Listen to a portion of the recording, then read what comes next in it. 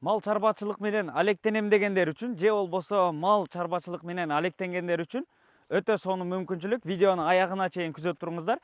70 сотук кызыл китептүү жер аянтында жайгашкан ушул толук шарты менен болгон 17ге 10 размериндеги үйү, жанында 100 баш букага, 100 баш койго ылайыкташтырылган сарайы, сенабалы, бул тарабында банясы, тоокканасы менен шашылыш түрдө сатууга чыкты туугандар. Баасы 330 миң доллар, сүйлөшүү жолдору бар, номер экранда турат, түз эле чалып байланышсаңыздар болот. Бизден алыстабай туруңуздар, ушул үйдү, сарайды бир катар сиздерге четинен көрсөтүп берели туугандар. Бул жер кайсыл жерде жайгашкан дегендер үчүн, бул тарапка сиздер келүү үчүн Сокулук району, Чүй облусу Сокулук району болуп калат. Часпикти жакшы билесиздер, ошол Часпиктен эле түз түшүп келсеңиздер болот. Анан бул жак тарабы болсо аэропорттун жанындагы Дача суу айылынан дагы каналдын жээги менен эле, каналдан өтпөй туруп эле түз ошол каналдын жээги менен келсеңиздер дагы болот. Номер экранда турат, бир катар чалсаңыздар локациясын дагы жиберет, ошол аркылуу келсеңиздер дагы болот туугандар. Өтө сонун экен. Сиздер эңсеген, сиздер ойлогон шарттын бардыгын түзүп койгон туугандар. Алып эле келип ушул жерде мал чарбачылык менен алектенсеңиздер болот. Анда эмесе четинен көрсөтүп баштайлы. Бизден алыстабай видеонун аягына чейин күзөтүп туруңуздар. Бул тарабында ошол үйү 17ге 10 размеринде, ичинде толук шарты бар. Жүрүңүздөр, ушул үйдөн сиздерге көрсөтүп баштайлы. Үйүн асты навес болгон, асты стяжка. Көрдүңүздөр, бул жерге дагы 3-4 унааны кенен токтотсоңуздар болот. Бул четте болсо өзүнчө эшиги коюлуп, кирме чыкма 2 бөлмөсү бар бул тарабында. Анан бул жак жагында болсо келиңиздер. Өзүнчө дагы толук шарты менен болгон, ремонттору сонун болгон үйү туугандар. Киргенде эле бул жер коридор. Бул жагына дагы бир 2 бөлмө бар. Топкасы дагы ушул тарапта жайгашкан. Бул жагы дагы холл, 2 бөлмө. Бул четте болсо мынакей жуунуучу бөлмөсү жайгашкан, көрдүңүздөр. Аристону, душой бардыгы бар туугандар. Бул жерде раковинасы турат, күзгүсү турат, кол жууганы. Бул тарапта холодильник, морозильник, анан кир жууган машинкаларынан бери бар. Бул жака киргенде эле кенен болгон холл. Бул жагында TV зонасы, бул тарабында жумшак эмереги, күнгөй бет болуп терезеси калтырылган. Бул жагында дагы жумшак эмереги турат. Кааласаңыздар бул жерге фартуктары коюлган туугандар. Чакан болгон ашкана эмерегин ушул тарапка дагы орнотсоңуздар болот. Бул тарап болсо спальный бөлмөсү, көрдүңүздөр. Жылытуу батарейкалары бардыгы чугун батарейкалар коюлган туугандар. Анан көмүр менен жылытасыздар. Бул жагы болсо чакан болгон бир детский бөлмө болот экен. Көрдүңүздөр, ремонттор сонун. Келип эле кирип ушул жерде жашап, мал чарбачылыкты өнүктүрсөңүздөр болот. Сарайын ичинде дагы толук шартын түзүп койгон. Азыр ал жагын дагы бир катар көрсөтөбүз. Бул жагы көрдүңүздөр. Бул жерде топкасы жайгашкан, печкасы ушул жерде. Отту ушул жерден жагасыздар. Бул тараптан сыртка чыксаңыздар дагы болот туугандар. Мынакей. Бул жака эле кайра үйдүн астына чыгасыздар. Бул жакта көмүрканасы, банясы, алар дагы азыр бир катар көрсөтөбүз. Бул тарап болсо ашкана бөлмөсү болуп калат экен. Көрдүңүздөр, ашкана эмеректери, раковинасы бардыгы коюлган. Холодильниги турат, чай иче турган стол стулдары. Анан бул тарабында болсо дагы бир спальный бөлмөсү бар. Жакшы жери туугандар. Бул жерге өзүнүн 100-дүк трансформатору коюлган. Анан жер астынан 120 метрден скважинадан таза суу чыккан туугандар. Көрдүңүздөр, моторчиктери бардыгы коюлган. Кыскасын айтканда толук жашоо шарты бар. 70 сотук кызыл китептүү жер аянтында жайгашкан ушул сиздер көргөн үй. Андан бери келсеңиздер, мынакей. Ушул жагында банясы бар туугандар. Көмүрканасы жайгашкан. Көрдүңүздөр, көмүркананы бул жерге, көмүрдү ушул жерге коесуздар. Бул жагында банясы дагы толук шарты менен, ичин дагы бир катар көрүп коюңуздар. Бул жер кийим чече турган жайы болсо, андан бери бул жак жагы жуунуучу бөлмөсү, андан ары ошол парилкага дагы кирсеңиздер болот. Көрдүңүздөр, андан бери келсеңиздер, бул жак ошол баняга от жага турган жери болуп калат экен. Анан бул жак тарабы болсо склад бөлмөсү. Майда чүйдө инструмент, оокаттарды ушул тарапка коесуздар. Өтө сонун экен туугандар, көрдүңүздөрбү?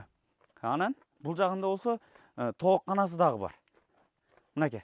Бул жагы тоокканасы болуп калат. Узунунан ушул банянын артында, көмүркананын артында жайгашкан ушул тарабы тоокканасы. Бул жагына дагы бир 1000ге жакын тоок кармасаңыздар болот экен.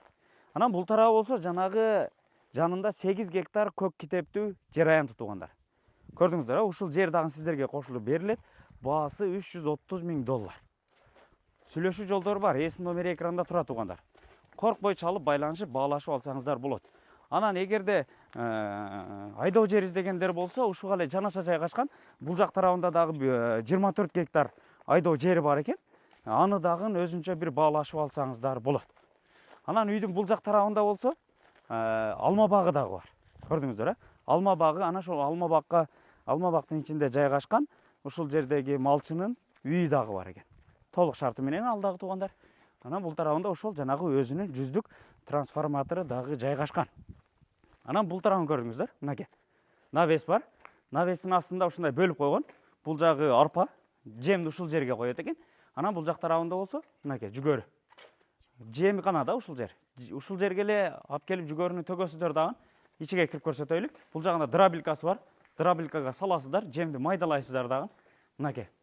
Азыркы учурда эми мына дробилканын тиштерин, анан бул жагында починниктерин бир катар алмаштырып, капитальный ремонттон өткөрүп атат экен. Сиздер келичеңиздер оңдоп коет. Бул жактан эле жүгөрүнү саласыздар дагы, жемди чыгарасыздар дагы. Анан бул турбо аркылуу ичине төгөт экен да, майдаланган жемдичи. Мынакей.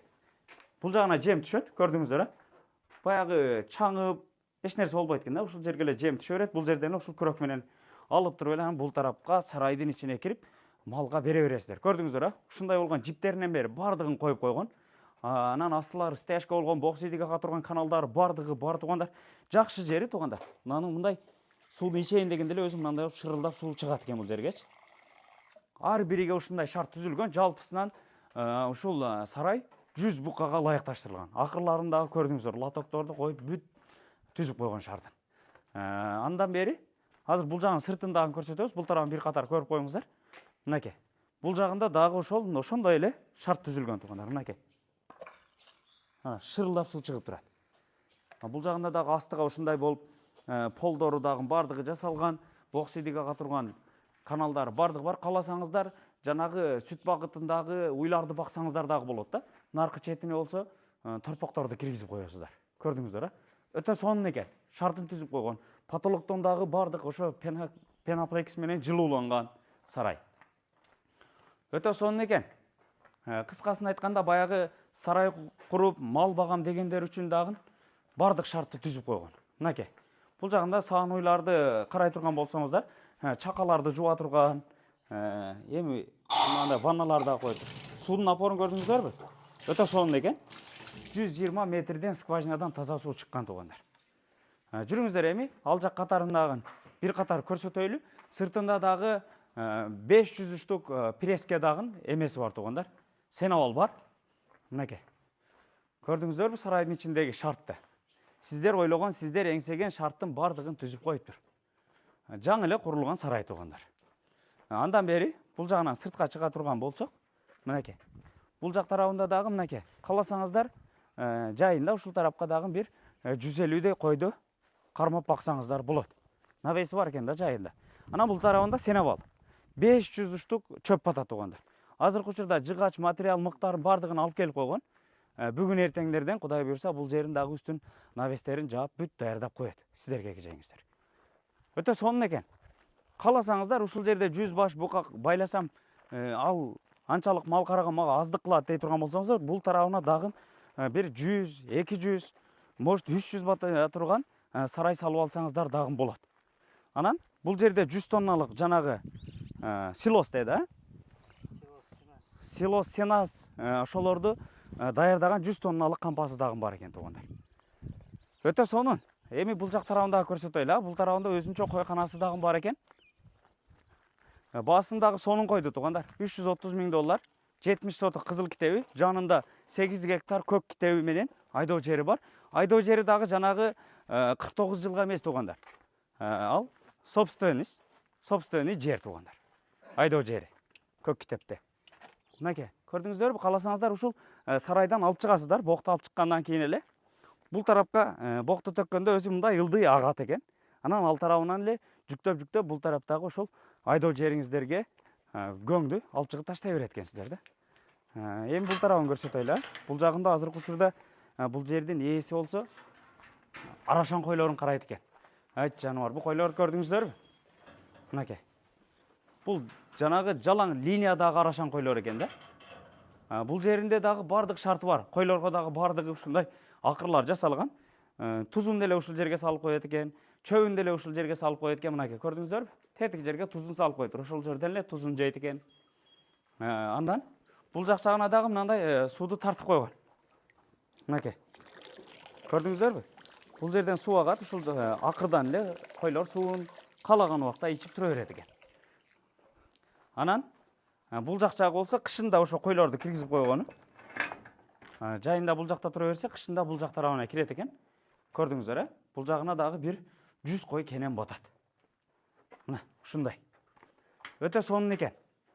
Алам дей турган болсо, ээсинин номерин экранга калтырып койдук. Түз эле чалып байланышсаңыздар болот. Кааласаңыздар бул тарабына дагы ошол жанагы бука байлаган жагына кирсеңиздер дагы болот. Кош. Мына кочкорду караңыздар, Даңгал экен бирөөгө. Жүрүңүздөр, эми сыртка чыгайлы, Ой. Сыртка чыкканда бул тарапта жайыты дагы кенен экен, туугандар. Жайыты дагы кенен. Малды ушул тарапка күзүндө эгинтигин жыйналгандан кийин ушул тарапка алып чыгып алып баксаңыздар дагы болот. Кыскасын айтканда, ошол мал чарбачылык менен алектенем дегендер үчүн өтө сонун локацияда, туугандар. Жайыты кенен, документтери бардыгы таза. Бул жагына дагы ошол жайында койлорду ушул тарапка дагы камап баксаңыздар болот да. Көрдүңүздөр, Ушул жерге киргизесиздер. Көрдүңүздөрбү, бул сарайдын үстүнөн дагы баардык ушундай вытышкалар чыккан. Ушул эми бир катар сиздерге болушунча көрсөтүп бердик. Эгерде ушул сарай, үй жаккан болсо, ээсинин номерин экранга калтырып койдук, түз эле чалып байланышсаңыздар болот. Баасын $330,000 деди. Дагы сүйлөшүү жолдору бар, кеми бар. Анан дагы айта кетчү нерсе, туугандар, бул жакта тракторлор бар экен. Бул жагында ошол тележкалары, кыскасын айтканда ушундай техникалар дагы бардыгы бар экен да. Аларды дагы өзүнчө баалашып алсаңыздар болот. Ушул 70 соток кызыл китептүү жер аянтында жайгашкан сарай, үй, баня, тооккана бардыгы ушул 8 гектар айдоо жери менен кошулуп $330,000 коюлду. Анан өзүнчө дагы айдоо жер керек дей турган болсоңуздар, бул жак тарабында 24 гектар айдоо жери көк китепте бар. Аны дагы өзүнчө баалашып алсаңыздар болот, туугандар. Ээсинин номерин экранга калтырып койдук. Эгерде ушул үй сарай жаккан болсо, түз эле чалып байланышсаңыздар болот. Баасы $330,000, сүйлөшүү жолдору бар, туугандар. Ушул видеону тезинен бөлүшүп, группаларга бөлүшүп коюңуздар. Мүмкүн видео пайдалуу болуп калат. Көрдүңүздөр, бардык шарты бар экен. 120 метрден жер астынан таза суусу чыгарылган, өзүнүн 100дүк трансформатору дагы коюлган. Ошол трансформаторду өзүңүздөр жалгыз колдоносуздар. Сиздерге тиешелүү да, мындайча айтканда. Ушундай, туугандар. Өтө сонун шартты түзүп коюптур. Ар бирибиз кыялданган, ойлогон сарай, үй, туугандар. Баасы дагы сонун коюлду. $330,000 сүйлөшүү жолдору бар. Видеону бөлүшкөндү унутпаңыздар.